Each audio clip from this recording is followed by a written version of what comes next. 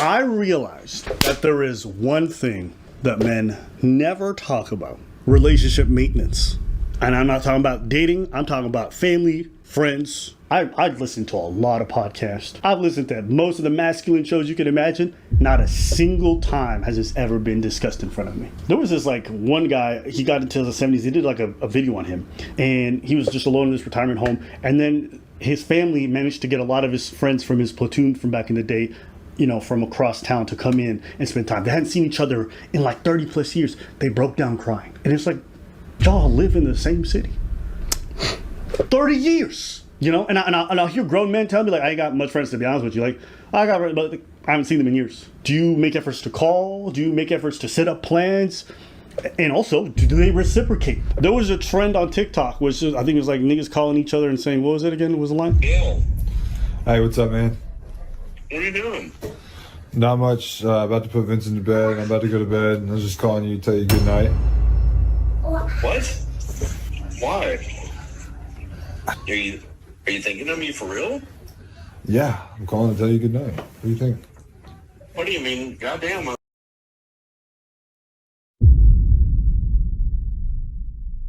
mean, I love you too. I mean, shit. I don't know what to say. I mean, you caught me off guard. Yes. I love you too, bud. Yeah. I love you too. Well, good night, man. Yeah, I just wanted to call and tell you good night, man. Oh, shit. Good night, bro. I appreciate you even calling. I was just calling to say goodnight. Well, thanks, man. I appreciate that. I don't remember the last time someone said goodnight to me. Oh. I'm not going to keep playing these videos, but the reason why I'm showing it right now is... You're not playing because it's The View. I agree. No. I agree. Because this shit's fucking gay. Men are very receptive, generally speaking, when you...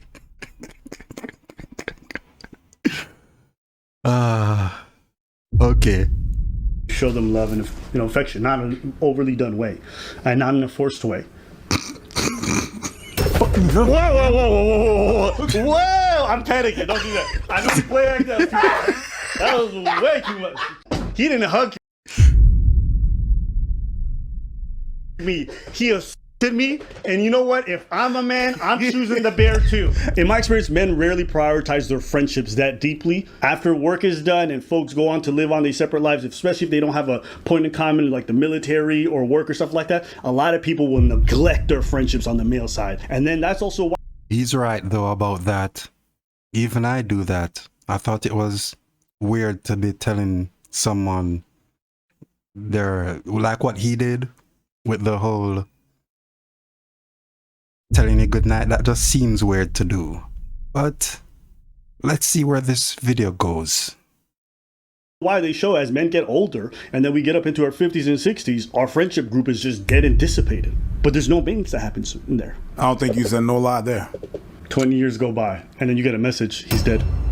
Nah, you spoke about the person? Nah, shit, you used to be so close. Yeah, what happened? You know, man, life. It's not even like an event or something that happened. It's maintenance. Men are really funny like this, right? We would die for somebody, but if you ask us to make a call every week, we just can't do it. And they sometimes push it aside like it's not important, but it's everything. To me, there's a juxtaposition between saying you care about something or you care about your friends, but you can't do the little labor you need to. You can spend every day playing video games after work or like chilling at home doing nothing, but y'all can't make efforts to catch a game together, can't make efforts to take a walk. I don't know. I think it's a question worth asking yourself if you're watching. If you really care about your friends, how many efforts have you made to check in on them even semi-regularly? We talk about how men don't talk. We talk about how men struggle with a lot of this stuff, but how often do we make an effort to show up for the men in our lives? I ask the question. I don't think it happens. And if you do, hey man, salute to you if you're one of them. But I think that's the minority. And if you tell... Well, yeah. This is a serious topic that needs more detail. We need more people to be talking about this on the red pill side. You know what I'm saying? Tell me it's not that important. I don't know how you can tell me you care about something, but don't think you have to invest in it on a regular basis. I don't know anything in life that works that way. Care about your health? Gotta invest it on a regular basis. Care about your finance? Gotta invest it in on a regular basis. I mean, motherfuckers take care of their possessions way more than some of their people. Their cars. gotta remember I gotta do the oil change. Okay, can you do the oil change on your friendship? That's probably my biggest issue with it. I've watched so much media over the years, especially since I was a kid, talking about the importance of friendship. Oh, friends matter. You know, from anime to movies, whatever. Like, think of Naruto. Naruto is literally just about friendship. Finally, someone says it. All these anime people, I don't get why they even watch anime when it has a lot of good messages in there, but they don't follow it. Man, it bugs me. They talk about friendship, they talk about overcoming things, but there's no teamwork in reality with anime communities, man. It's weird. Just doesn't make sense to me. At least somebody brings this up. It's about time. It's been 20 years. Finally. That's it. And sometimes it was so much about friendship, I thought that shit was gay. The amount that motherfucker chased Sasuke around, I was like, bro, just fuck him. It was crazy. At some point, it's like, bro, you stalking this nigga. Be my friend. No. I'm like, I don't think you want him to be your friend. I think you want something else. It's a bit much. But my point being is we all love these shows. And there's nothing wrong with that. But if we all love these shows, it's crazy to me that we never talk about what's necessary. It's like loving being in a great shape, but we never talk about working out. We know it's important to be healthy. We never talked about how to do it. Does that make sense to anybody? One thing you gotta give the girlies, the women, they might be annoying as shit with that shit, but they're really good at that. And maintaining their friendships? Keeping up with their girls, they good at that. They plan. Yep. Can't disagree with that. That's one thing women have. Dates, they plan. And it's, if you have a group and a dynamic, it's often even the girl that's planning shit. We just, hey, I'll go with the flow. If it happens, it happens. And after when it happens, we just like, oh shit, we had a good time. I'm glad that in this group of friends that we have, we plan trips, and then whenever the trip happens, it really happens. Boys, we see each other at bachelor parties and funerals. Or you got a kid, I got a kid, okay, birthday party. Birthday party, baptism, communion. Everything has to be a matter of convenience. But yes. Right? Can I bring something else? Go for it. The crazy thing is whenever men are in relationship, they're in a long time relationship, oftentimes what happens is this. His girl's friends become his friends. And for example, one of her girlfriend has a boyfriend, then they double date, they see each other and everything and stuff. So they have all the girls, his girl has all these friends that have boyfriend, and when they do gathering, they are hearing this and that and the third. And they slowly replace his friends. And when they break up, that's where it's... This is how procrastination manifests in high performing man. This is me before putting things... crazy for the man sometimes, because all them friends vanished. He goes from having like, okay, I got these friends right here, I got a couple of my friends, everything is all cool. Boom, the relationship ends, and all that is gone.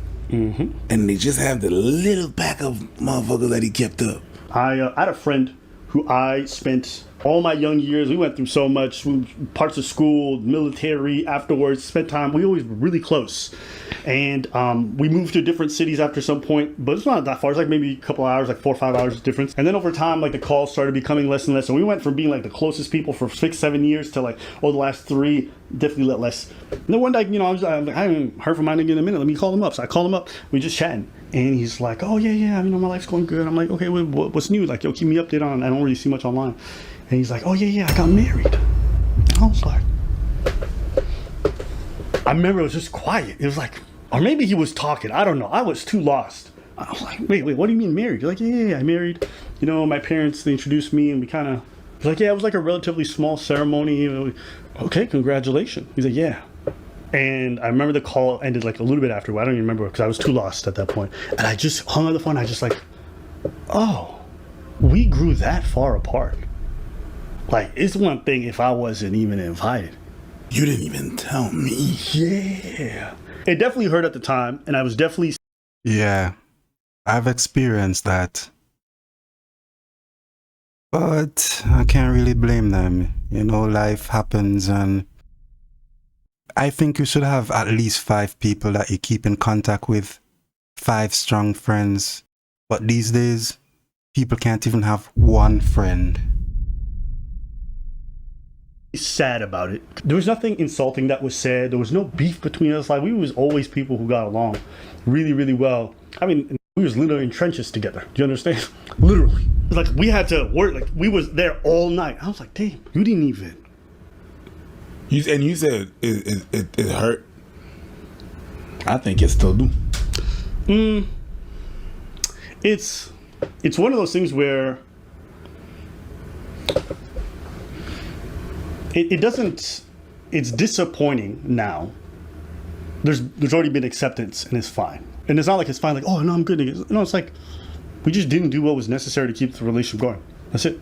We grew apart. I just didn't know at the time, so that's why it hurt. You know what? Because I hadn't accepted that reality. I appreciate the fact that you didn't say that, this motherfucker on that. You acknowledge the fact that it was not his doing, but it's also yours. Mm-hmm. You said the phrase, and you said that exactly. We didn't know enough of what it was necessary in order to keep it up. Mm-hmm. So it's a we thing. What I appreciate is that, yeah, he didn't call you for his wedding, but you understand that there's a reason for that, and you participated in that reason why he did not call. Part of it I know is cultural, right? But that's fine. You could have just told me. I didn't even know. That was so crazy. Yeah. Right? It's one thing that, and on top of that, it's even worse if you're the one that called this time. So it means what? You would have never told me, and then I would have heard it from someone else, or what? I would have known like you white icy kids. I'm like, what the fuck is that? Like I knew because I called. I take all the accountability in my life for lack of maintenance for the relationships that I've lost. I know my faults. I have them. I, for a long time, was a person who was never able to text. I was never able to email. I was very slow to reply. When I say I rather speak in person than on the phone. I really hate texting and all of that. I just think you can't really see someone's true emotions over text. So I shy away from texting most of the times. slow. I mean, I take weeks, nigga. You're not slow. And then sometimes it gets so long, I see the message again, I'm like, it's been too long, there's no point. Yeah. You just I can't. If you reply after 3 weeks, you didn't reply. That's a whole other message. And I think that's part of why this Vivance thing has been good for me, is like it's removed a lot of those barriers for me, because that's what I personally had. That might not be the case for y'all. I'm not trying to push you on that. I'm just trying to say, now that I'm putting in that effort and I'm putting in that time with my family, with my friends, with the little people in my life, the little kids, it's given me such a breath of new experiences, and it's been very rewarding. And then I've also seen them feel better treated by me. And I say this because, like, friendships with men, this is how it's described. You homies. I don't see you for 7 years. I see, oh, what's good, what's what? And that's kind of true, but it's not at the same time. It's true that I may not see a friend of mine for 7 or 8 years. Maybe they moved away or whatever, and when we see each other, it's a lot of love. It's almost like you went right back to your childhood. I could see that. But it's not true that the relationship is not negatively impacted, one. And two, it's especially not true if y'all live in the same city. In my experience, as time goes on and you miss more and more events and y'all spend less time, there comes a point where you might call that person and they're like, I can't come. Oh, I can't be there. Or maybe that's a repeated experience. And then at some point, it just kind of ruptures. I see it as death by 1,000 rejections. In that, like, there's a time you were thinking a message, but you didn't. There was a time you're thinking about sentiment, but you don't. There's a time, but you were busy with something else. And you don't prioritize it. No, I'm just like, sensing it. No, because it happened to me. I'm still friend with that dude, but it's not the same. How so? I got tired of trying to reach out, bro. Death by 1,000 rejections? Yeah. I'm tired of having... Man, this is such a good topic. For me, it's just... I'm way too different now to really be around anyone at this moment. They're like, hey, what's up? Hey, what's up? What's not hearing messages, not having... And I understand life happens and there's stuff that happen and events and shit, but I'm like, yo... I'm tired. And when we're gonna chill and everything will be fine. It's like nothing changed. But it's not true. It's a lie. Why is it a lie? Because it's not true, dude. What's not true? It's not true that we're all good and everything is all good just like back. No, we have nostalgia. That's a fucked up thing. Is that whenever we talk about the shit that we lived when we were kids. When we was good.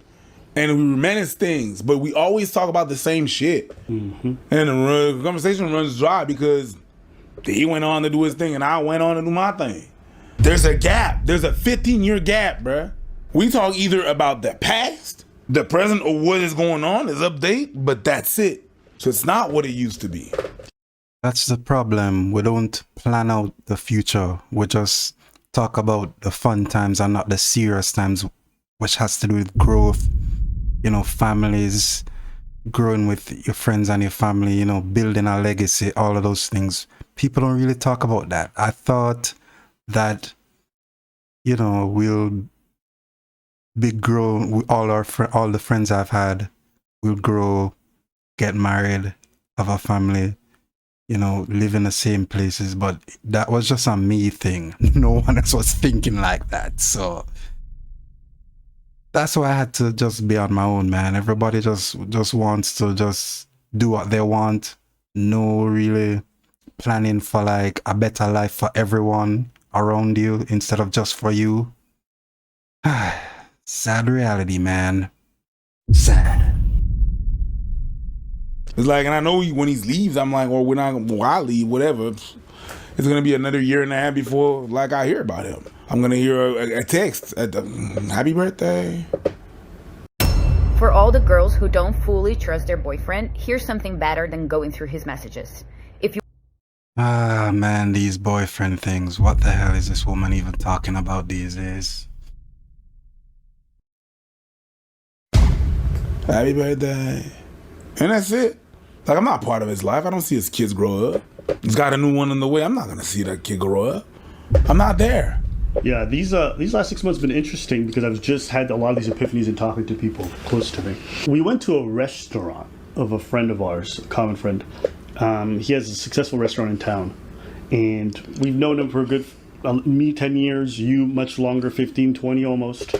And like, I'm sitting in this restaurant with a group of our friends. We all know each other. We're all eating at a spot, and I just took it in for like a good minute. I was like, this is like a beautiful thing. I known this cat when he was just doing like food carts and shit, and he had an idea in his head, and I got to see the progression to like where it's at now and successfully. And he's opening up a second restaurant, and like I got emotional in that moment because I was just thinking to myself, wow, this is like why like a history is important between people.